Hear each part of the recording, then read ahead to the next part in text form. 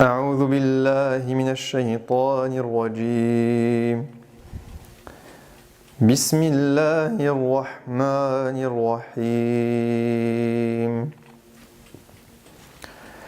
يا أيها الذين آمنوا كونوا قوامين بالقسط شهداء لله ولو على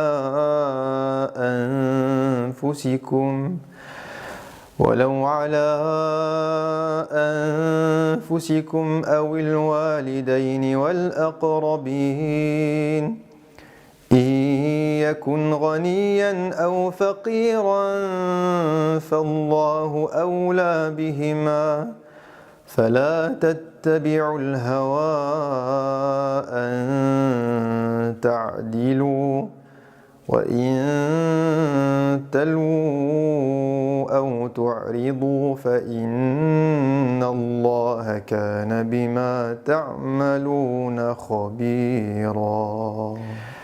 Alhamdulillah, wassalatu wassalamu ala rasulillah wa ala alihi wa sahbihi wa man wala. Aujourd'hui, nous sommes avec le verset 135 de Sourate An-Nisa. Ce verset nous donne une qualité indispensable, une qualité incontournable du croyant, des personnes qui ont déclaré leur foi en Allah subhanahu wa ta'ala. Ce verset nous appelle et il dit « Ya ayyuhalladhina amanu » Dieu nous parle. Il parle à ceux qui ont déclaré qu'ils avaient la foi en lui, subhanahu wa ta'ala. Et il leur donne une consigne. Il leur dit d'observer une qualité très importante. Il leur dit « Kunu qawwamina bil qisti, shuhada'a lillah » Ce verset nous parle de justice, nous parle de témoigner pour la vérité. Il nous parle de défendre la justice. Il dit « Qawwamina bil qist » Al-Qist, c'est effectivement la justice. Mais Dieu ne nous dit pas juste dans ce verset d'être juste ou d'observer la justice. Il nous dit d'être qawwamin. Al-Qawwam, c'est quelqu'un qui est responsable, quelqu'un qui défend, quelqu'un qui protège, quelqu'un qui porte sur ses épaules. Dieu nous dit, en d'autres termes, soyez des défenseurs de la justice. Soyez des ambassadeurs de la justice, des ambassadeurs de la vérité. Levez-vous pour la justice. Si vous voyez une injustice quelque part dans le monde, si vous voyez une injustice autour de vous, si vous voyez quelqu'un défendre le mensonge autour de vous, alors levez-vous. Levez-vous non pas parce que c'est votre proche, non pas pour vos intérêts personnels, levez-vous pour Dieu. Shuhada lillah. Vous êtes des témoins pour Dieu, subhanahu wa ta'ala. Vous ne le faites pas par intérêt.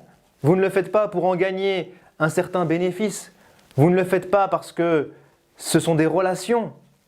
Vous le faites pour Dieu. Et vous le faites pour Dieu, c'est-à-dire que vous le faites pour la justice en elle-même, pour cette valeur que Dieu vous a demandé de défendre en son nom, subhanahu wa ta'ala. Donc, ce verset est très important parce qu'il ancre en nous une qualité fondamentale du croyant. Une qualité qui est la qualité d'être juste, d'être un défenseur de la justice et d'être quelqu'un qui défend la vérité et qui témoigne pour la vérité, qui fait éclater la vérité au grand jour. Ça, c'est une qualité très importante chez le croyant. Et ce qui est intéressant avec ce verset, c'est que Dieu, subhanahu wa ta'ala, connaît l'être humain. Parce qu'il est notre créateur, subhanahu wa ta'ala. Il nous connaît mieux que nous-mêmes. Et il sait quelles sont les failles, quelles sont les faiblesses que nous pouvons avoir et qui peuvent nous détourner du chemin de la justice, nous détourner de ce chemin de la vérité. Et c'est pour ça qu'il accorde une importance particulière à trois choses dans le verset qu'il nous dit « faites attention à ça ». La première, c'est le relationnel. Il dit « وَلَوْ عَلَىٰ أَنفُسِكُمْ أَوِ الْوَالِدَيْنِ وَالْأَقْرَبِينَ » Vous-même, vos parents, vos proches. Est-ce que vous êtes capable de défendre la justice, même si ça va à l'encontre de votre propre intérêt, même si ça va à l'encontre de vos parents ou de vos proches? Est-ce que vous êtes capable de dire la vérité, de dire que peut-être oui, vous avez eu tort, d'avouer votre tort? Est-ce que vous êtes capable de témoigner et de dire que, effectivement, je suis en position où je dois trancher entre deux familles eh bien c'est vrai que ma famille a eu tort. C'est vrai. Ça me fait mal au cœur de le dire. Ça fait mal au cœur de dire que mes proches sont en tort, parce que je les aime et qu'ils sont proches de moi. Mais je dois le dire, parce que je témoigne pour Dieu, parce que je défends la justice pour Dieu et non pas pour mes proches. Et Dieu nous dit, faites attention, ne laissez pas vos proches, parfois, par l'amour que vous avez pour eux, eh bien vous détourner de ce chemin qui est la vérité et la justice. La deuxième chose qui peut nous détourner de la justice que Dieu cite, eh bien ce sont les apparences. C'est le statut social. Il dit la personne pour qui ou contre qui vous témoignez, eh bien que cette personne soit riche ou qu'elle soit pauvre, eh bien ne jugez pas en fonction de leurs apparences. Pourquoi ? Parce que Dieu est le seul à savoir ce qu'ils ont réellement en leur fort intérieur. Dieu est le seul à savoir réellement si ce sont des bonnes personnes ou des mauvaises personnes. Et parfois, les gens généralisent. Parfois, on est capable de juger quelqu'un pour son apparence. Lorsqu'on voit une personne qui est modeste, qui est pauvre, qui est dans le besoin, eh bien certaines personnes vont être prises de compassion et vont dire il est dans le besoin, il va mal, alors on ne va pas le juger, on ne va pas le juger pour ça, ou alors c'est pas possible. Et d'autres vont faire l'inverse. C'est un pauvre, il a faim, c'est normal que ce soit lui qui ait volé. Ou à l'encontre des riches, de la même manière, certains vont croire que toutes les personnes qui ont un certain statut social, qui sont riches ou qui ont du pouvoir sont des pourris. Ce sont tous des pourris, ce sont tous des mauvais. Et tout de suite, une personne riche sera forcément une personne coupable, sera forcément une personne en qui nous n'aurons pas confiance. Ou alors l'inverse, il est riche, alors il est respectable. Il a du pouvoir, alors il est respectable. Eh bien Dieu nous dit, faites attention à ça. Ne jugez jamais en fonction des apparences, car vous n'êtes pas maître des cœurs, vous ne savez pas ce qu'ils ont à l'intérieur d'eux. Vous devez juger, vous devez témoigner uniquement pour la vérité et pour la justice. Ne vous laissez pas influencer par les apparences.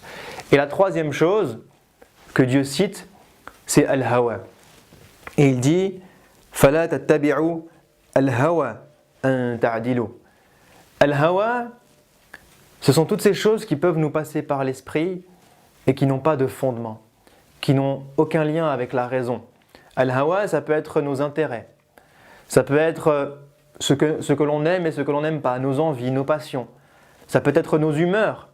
Il y a certaines personnes qui vont émettre un jugement ou dire ou témoigner en fonction de leurs humeurs. Je me sens bien, alors je vais dire ça. Je me sens mal, alors je vais dire ça. Certaines personnes vont suivre leurs émotions. J'aime telle personne ou je déteste telle personne. Je n'aime pas telle personne, alors je ne vais pas la sauver. Je ne vais pas dire la vérité pour qu'elle s'en sorte innocente, alors que cette personne est innocente. Ce n'est pas parce que vous ne l'aimez pas que vous devez l'enfoncer. Ou alors certaines personnes vont suivre leurs humeurs dans le sens où j'ai peur, je ne me sens pas bien, alors j'ai peur de témoigner, j'ai peur de dire la vérité, j'ai peur de ce qui peut se passer ensuite.